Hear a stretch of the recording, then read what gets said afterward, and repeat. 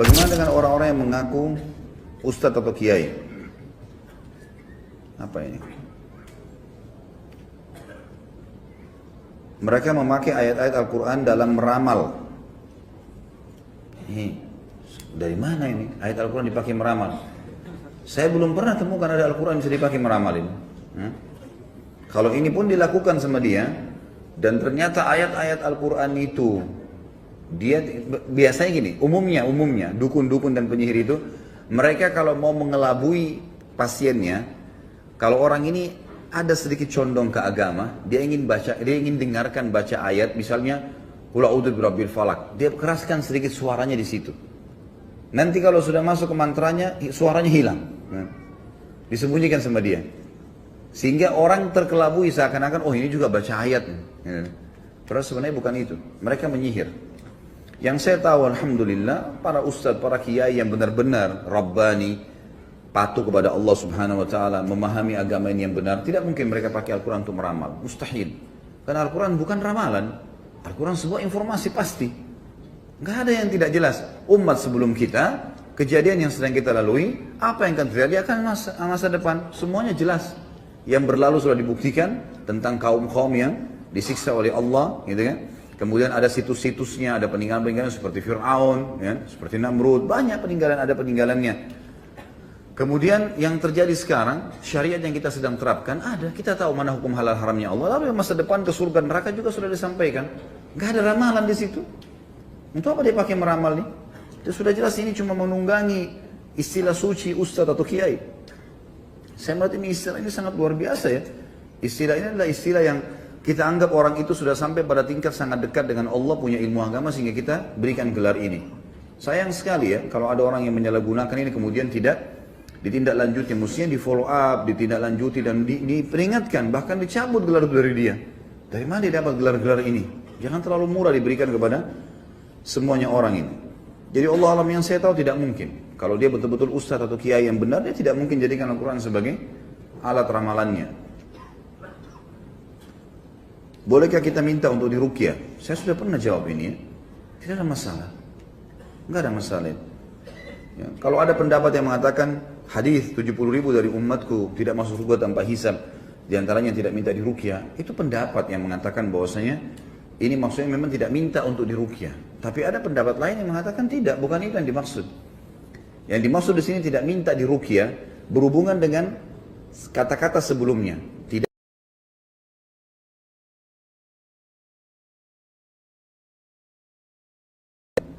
Jadi memang dia berhubungan dengan penyampaian sebelumnya. Artinya ini memang ruqyah yang dimaksud adalah ruqyah secara etimologi, bahasa. Semua bacaan yang ditiupkan namanya ruqyah. Mantra pun dibahasakan ruqyah. Seperti dalam hadis yang lain dikatakan ar-ruqa wat-tama'ima wat-tiwala syirkun. Ya. Ar-ruqa jamak daripada ruqyah. Mantra-mantra yang disebutkan, kemudian tamaim dan tiwala, kalung, jimat yang digantungkan adalah syirik. Adalah syirik. Jadi mana etimologi di sini? Kalau ruqyah syariah tidak sama sekali, itu pengobatan yang Nabi SAW ajarkan. Gak mungkin kita bahasakan ini tidak boleh diminta. Kalau orang sakit terus gimana? Gak mungkin kan gitu. Nabi SAW pernah diruqyah waktu disihir oleh Lubab bin Aqsam. Kita harus bisa lebih bijaksana memahami masalah. Allah alam, dan saya cenderung dengan pendapat kedua, gitu kan? Gak ada masalah. Mungkin kalau ada orang cuma iseng saja, tidak ada apa-apa, tapi coba-coba ruqyah saya coba, mungkin ini perlu dinasihatin gitu kan, tanpa sebab. Tapi kalau orang sudah sering ketindian, sering mimpi buruk, ribut terus rumah tangga suami istri, sering mimpi digigit ular, ada tanda-tanda sihir yang ada pada dia, tidak bisa ditunda ini. Harus bicara sama orang ahlinya, kemudian diruqyah. Nggak bisa enggak ini.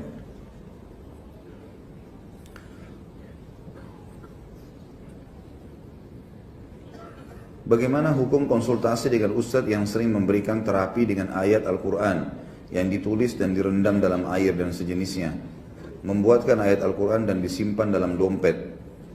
Tidak pernah Nabi SAW ajarkan ini. Saya mau tanya teman-teman, pernah antum temukan riwayat Nabi SAW suruh para sahabat waktu mau perang Uhud, perang Badar, tulis-tulis ayat di baju, tempel supaya kebal? Banyak orang Islam lakukan itu. Tulis ayat-ayat dianggap itu bisa kebal. Kalau itu baik pasti sudah didahului kita oleh para sahabat. Mereka berperang, manusiawi, bertakbir, bertasbih, Mati ya mati syahid kan gitu. Ini tidak perlu semuanya teman-teman sekalian ya. Tidak perlu. Ayat-ayat Al-Quran di zaman Nabi SAW ada, ditulis di lapak kurma, gitu kan? Ada, tapi tidak pernah dicelupkan ke dalam gelas, dalam air gitu.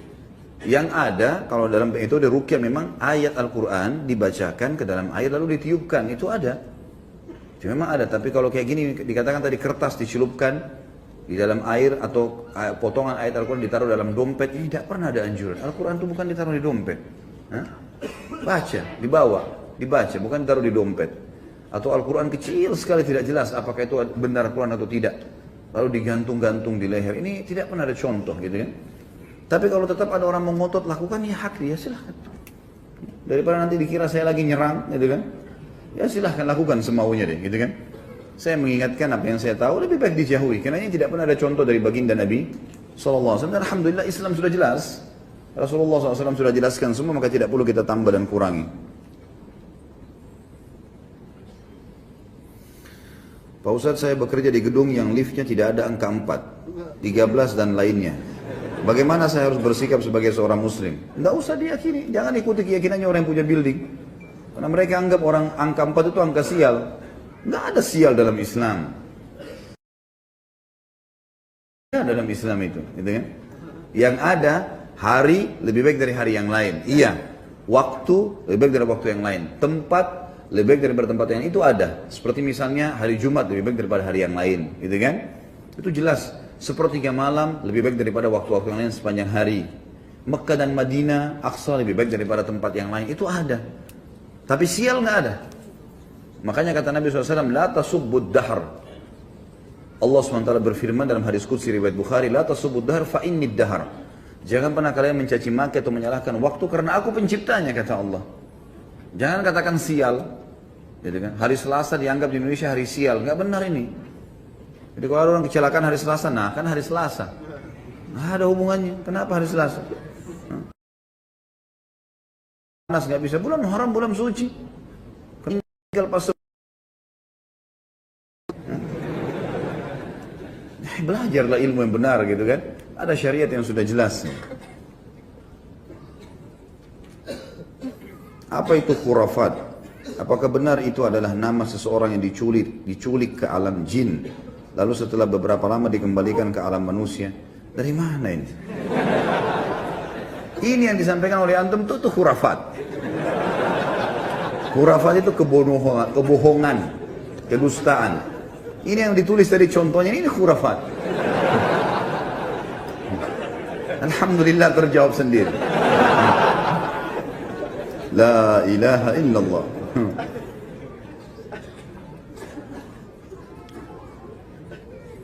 Kedua orang tua saya sudah tidak pernah tidur seranjang semenjak saya SMP hingga saya kuliah. Apakah ini perbuatan jin atau bisa saja, bisa dari jin, bisa dari mereka sendiri. Mereka tidak mau lakukan. Tanya, Anda sebagai anak tanya, kenapa ayah nggak kumpul sama ibu? Kenapa begini? Kadang-kadang ada orang subhanallah begitu, dipermainkan oleh syaitan. Perjuangannya itu bisa jadi, tapi apakah itu sihir? Ditanyakan. Makanya kalau teman-teman yang biasa terjun di alam ruqyah ini tahu, mereka tanya dulu sebelum ruqyah itu, tidak langsung spontanin seorang di ruqyah, ditanya dulu. Mungkin masalah kejiwaan, mungkin masalah apa yang tidak disenangi, gitu kan? Nah, dari anak-anak akhirnya tetap tinggal serumah tapi tidak sekamar, tidak juga cerai. Yang jelas ini waswas syaitan. Tapi apa itu gangguan jin dalam arti kata sihir? Allah alam. Dikonsultasikan dulu, tanya.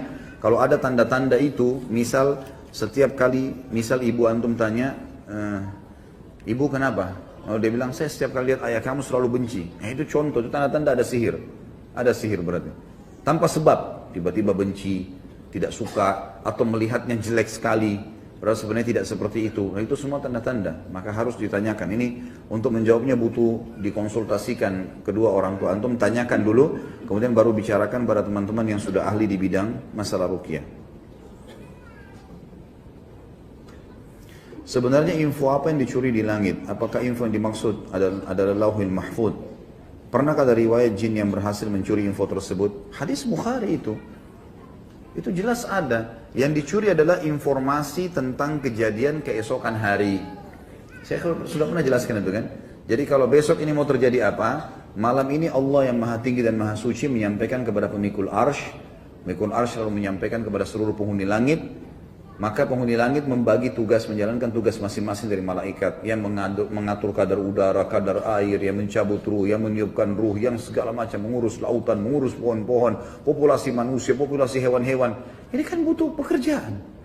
Ini butuh orang, butuh yang mengurusnya. Itu tugasnya malaikat semuanya. Antum baca dalam surah dalam surah nomor 77 dan 79 menceritakan tentang masalah Al-Ma'arij dan Al-Buruj kalau nggak salah ya, menceritakan tentang masalah malaikat-malaikat ini. Mereka memang mengambil alih semua itu. Jadi syaitan ini mencuri informasi itu. Besok hujan di sana, besok ada yang mati, besok gempa. Lalu dia sampaikan kepada dukun-dukun menyampaikan kepada manusia supaya bisa mendapatkan keuntungan dunia. Itu maksudnya. Bukan Lauhil Mahfuz. Tidak ada hubungannya sama Lauhil Mahfuz. Lauhil Mahfuz itu tidak bisa sama sekali dijangkau oleh jin-jin itu. Saya melihat di YouTube penyihir atau dukun dipenggal kepalanya Ustaz, karena dukun penyihir tidak diminta pertaubatannya. Apakah benar Ustaz? Iya. Siapapun dalam Islam yang kepergok sedang praktek perbuatan dosa besar, yang dosa besar itu memang hukum syar'inya kena kisos. Kepergok lagi mencuri, maka hukumnya dipotong tangannya. Kepergok lagi berzina, hukumnya dirajam kalau sudah nikah atau dicambuk. Hukumnya lagi bakar menyan, lagi nyihir orang, ketangkap. Ya semua hukum. Dan ini semua memang kisos. Pencuri kepergok, masukkan penjara, diproses. Walaupun dia taubat, tetap dipotong tangannya. Pezina tadi ditangkap, masuk penjara. Sementara diproses dia taubat, tetap dirajam. Ini terjadi di zaman Nabi SAW. Ada sahabat atau sahabat sudah taubat kepada Allah kan, tapi tetap dirajam. Karena kepergok kasusnya. Sama dengan penyihir. Kepergok ini nggak pakai diminta taubat memang. Dia taubat urusan dia sama Allah, tapi kisah tetap berjalan karena kepergok. Yang tidak dihukum itu kalau orang tidak kepergok. Dia pernah jadi penyihir lalu dia taubat. Dia pernah berzina lalu dia taubat. Itu antara dia dengan Allah Subhanahu wa ta'ala. Dan kalau ada hak makhluk dia harus kembalikan. Tukang urut bayi langganan istri saya pernah bercerita kalau dia dalam membenarkan urat saraf dibantu oleh jin. Apakah dia bisa disebut dukun? Dan apakah hadis tentang 40 hari sholatnya tidak diterima berlaku? Iya. Semua interaksi sama jin sama dukun. Cuma mungkin level-level dukun berbeda-beda gitu kan. Mungkin ada yang lebih banyak menggunakan jin. Jadi di alam dukun ini teman-teman sekalian, dalam penyihir ini, makin dia mengabdi sama iblis, naudzubillah, maka makin banyak pengikutnya atau pasukannya dari jin atau syaitan yang membantu dia. Yang paling tinggi para penyihir dan dukun ini kalau mereka mengikrarkan kufur kepada Allah di depan iblis. Naudzubillah, dia menyebutkan kalimat kufur, mengufuri Allah Subhanahu wa ta'ala dan beriman pada iblis. Ini akan diberikan oleh iblis sekian banyak syaitan yang akan membantu dia. Ada dukun-dukun yang di bawahnya, misal dia hanya datang ke gua bersemedi di lautan segala macam, minta panggil-panggil penjaga inilah, penjaga itulah, dewa inilah, segala macam bahasa yang diucapkan sama dia. Maka ini kalau syaitannya datang, kemudian syaitannya memanggil dia, mengeluarkan suara, akhirnya dia ketemu, akhirnya dia interaksi dan seterusnya. Ini juga penyihir. Ada juga penyihir yang mungkin dia hanya belajar dari temannya cara menaklukkan lawan jenis, karena itu kan banyak sihir mahabbah namanya. Bagaimana membuat lawan jenis suka gitu kan. Nah itu dia cuma belajar dari temannya, lalu dia praktekin, lalu dia juga buka praktek. Nah, maka ini semua juga penyihir sama dengan ini. Ya, dia menggunakan tenaga jin untuk mengurut orang, sama. Dan ini umumnya sebenarnya untuk melekatkan si pasien agar selalu ketagihan ya, dan interaksi sama dia. Makanya teman-teman, terutama akhwat kita, hati-hati kalau masuk di salon-salon umum gitu kan. Karena banyak sekali di antara mereka itu yang masalah luluran, yang masalah ini, pijat segala macam ini, hati-hati. Karena kadang-kadang memang mereka orang awam tidak ngerti. Mereka pakai ilmu-ilmu sihir ini kemudian untuk menarik supaya konsumen itu kembali lagi. Sama juga dengan untuk kecantikan, pasang susuk segala, enggak usah. Terimalah yang Allah kasih. Pakailah sesuatu yang alami, yang memang manusiawi, krem misalnya ya. Apalah istirahat cepat, mungkin minum sari buah-buahan yang memang banyak kan. Alhamdulillah di YouTube sekarang itu banyak sekali cara perawatan ini secara alami, perawatan ini secara, dan kalau dilakukan memang benar. Nah itu memang benar, ilmiah gitu. Nah itu yang diikutin. Bagaimana dengan pengobatan alternatif atau seseorang yang dapat mengobati berbagai penyakit? Apakah termasuk dosa besar apabila kita ke sana?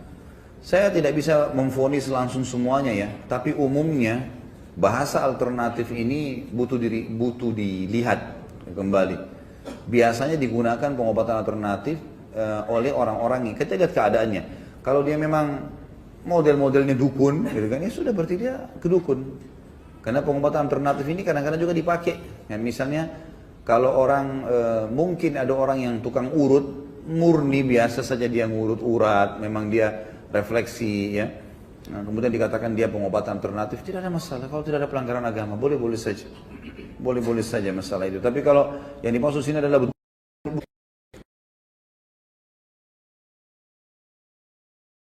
hal ini ada lembaga pemerintah, yaitu BMKG. Apakah hal tersebut sesuatu yang keliru? Tentu di sini bahasa ramalan, ini mungkin bahasa ramalannya yang mungkin mengganggu kita ya, tanda kutip ya.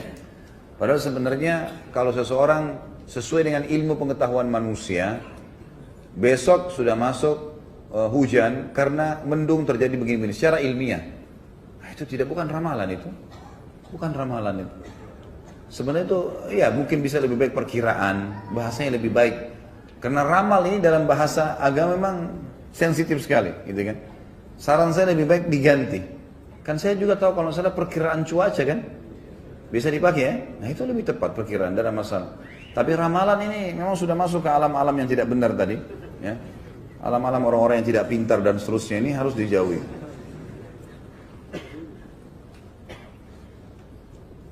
Bagaimana menyikapi pawang hujan? Ini dukun, penyihir. Jangan dipanggil. Taruh telur di belakang rumah, taruh keris, taruh segala supaya nggak hujan. Jinnya yang jaga rumah itu. Untuk apa? Ada acara hujan, biarin hujan, akhi.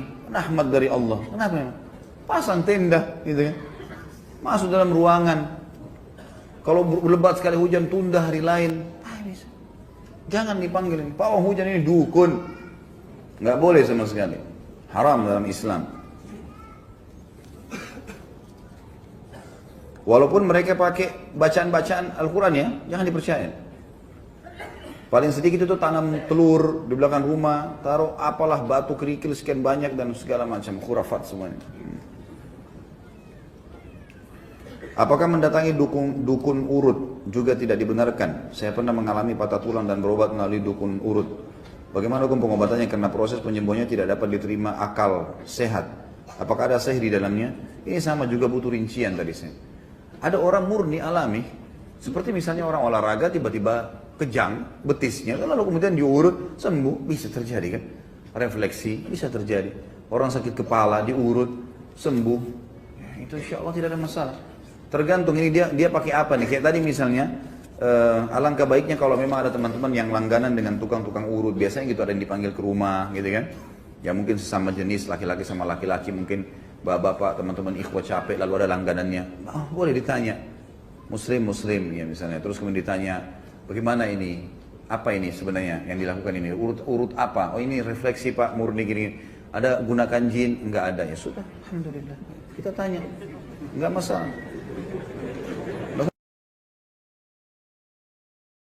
Saya pernah ada orang refleksi datang, langganan saya datang ke rumah, saya tanya, pakai jin nggak? Saya tanya. Orang mukmin harus jelas, fi sarahatin raha, di setiap keterus-terangan ada kejelasan. Dia bilang nggak ada Pak Ustadz, ya sudah alhamdulillah. Ya. Kalau pakai jin nggak bisa ini, jangan urut saya.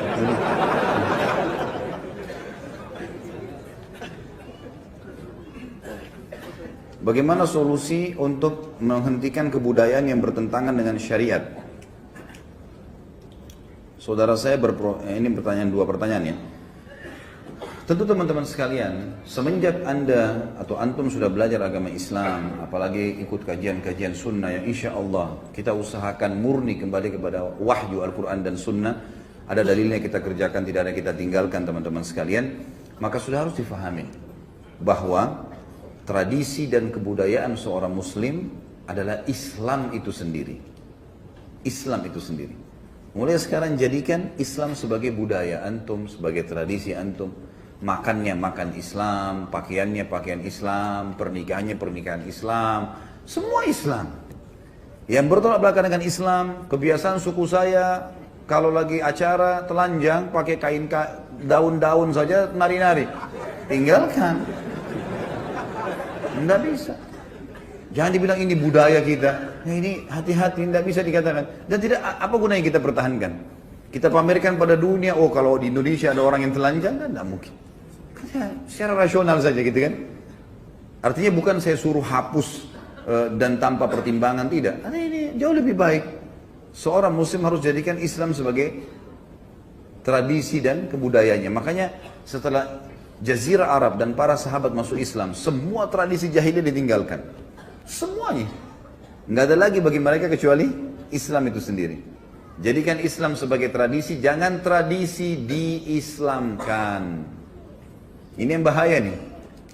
Tradisi sukunya ditarik supaya jadi diislamisasikan. Nggak bisa ini teman-teman sekalian. Nggak mungkin ketemu, gitu kan? Baju adat yang jelas-jelas pamer aurat misalnya lalu dikatakan ini bisa diislamisasikan, nggak bisa. Susah. Gimana caranya? Nggak mungkin ketemu kan? Setelah Islam datang teman-teman memang sudah berubah semua. Subhanallah. Cuma Islam saja. Nggak ada lagi yang lain. Antum tidak butuh yang lain sudah. Jadikan Islam sebagai tradisi yang paling tepat. Saudara saya berprofesi sebagai dukun. Bagaimana saya menasihatinya? Karena dia paman saya. Sampaikan apa adanya. Sampaikan duduk baik-baik. Kalau memang beliau suka baca buku, kasih hadiah buku, gitu kan? Ingat ya, setiap ada orang yang melakukan satu pelanggaran teman-teman sekalian yang sedang kita benci dalam agama adalah, Masya Allah, jangan tambah lagi. Cukup. Ini aja sudah. Pak Yoyo sudah cukup. Masya Allah, jam berapa saya pulang ini? Sampai mana tadi? Sampai lupa. Baik. Jadi kalau misalnya paman beliau suka baca buku, karena gini teman-teman, setiap ada orang berbuat salah tadi saya bilang, yang kita benci perilaku salahnya ya. Jadi paman antum jadi dukun ini, yang kita benci kedukunannya itu, perilaku dukunnya, bukan fisik paman atau status pamannya. Karena ini tetap suci dalam Islam, paman kita baik dalam Islam gitu kan. Dia manusia sama kita, anak Adam, Bani Adam. Dia juga butuh hidayah. Maka perilakunya. Makanya kalau kita menasihatin orang, kita sedang nasihatin perilakunya, bukan dianya. Fahami dulu ini, sehingga kita tidak perlu takut kalau menyampaikan kebenaran. Karena kita sebenarnya bukan sedang mengganggu kepamannya dia. Ya, kedudukan dia sebagai paman, bukan itu. Kita sedang meluruskan kesalahannya saja. Nah tinggal retorika. Kalau dia suka baca buku, kasih buku misalnya kan. Atau kalau dia bisa dengar, atau mungkin memang kita dekat dengan dia bisa kita berikan nasihat, nontonkan ceramah-ceramah dari YouTube. Itu kan sangat besar sekali manfaatnya. Saya lihat banyak sekali ikhwan dan akhwat sampaikan ke saya, dia karena sering share ceramah-ceramah ke keluarga, ke teman-temannya, dan alhamdulillah responnya sangat besar. Ada memang satu dua orang yang tidak nyantol dengan ceramah, tapi alhamdulillah yang lainnya jadi baik. Ya. Sambil juga didoakan. Tugas kita berikhtiar. Ma'alaika indal balagh. Kata Allah SWT kepada Nabi SAW, tugasmu hanya menyampaikan, hai Muhammad. Begitu juga kita. Ya. Ibu saya suka tiba-tiba menangis dan berasa ada di hutan. Pertanyaan saya, apakah itu sihir? Apa ada solusinya? Apa sihir dapat membunuh? Di tempat saya ada seseorang yang sakit dan mati karena sihir.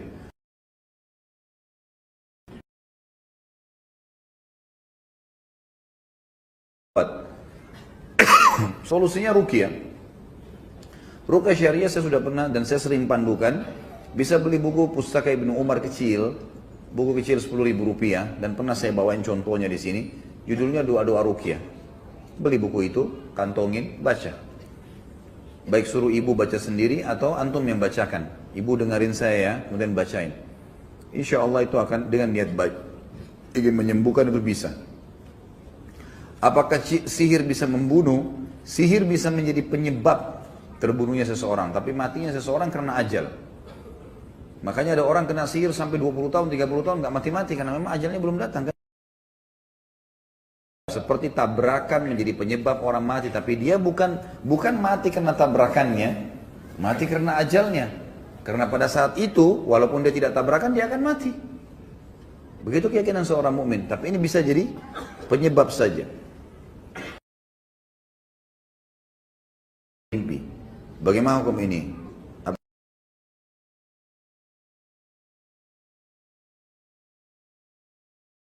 Mimpi itu ada. Takwil mimpi, dan ini memang harus ahlinya. Kalau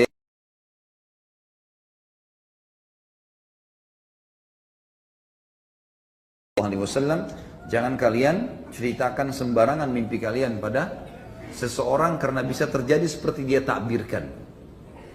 Jadi nggak boleh kita mimpi malam tadi malam misalnya atau nanti malam kemudian besok kita main cerita sembarangan sama teman. Tidak, jangan. Ceritakan kepada ahlinya, para ulama, dan ulama pun tidak sembarangan ya.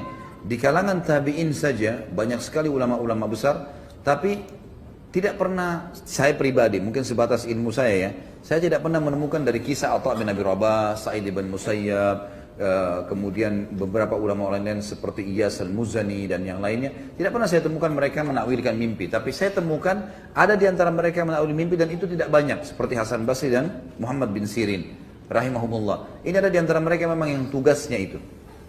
Memang mereka punya ilmu di situ dan ini harus dalam sekali ya.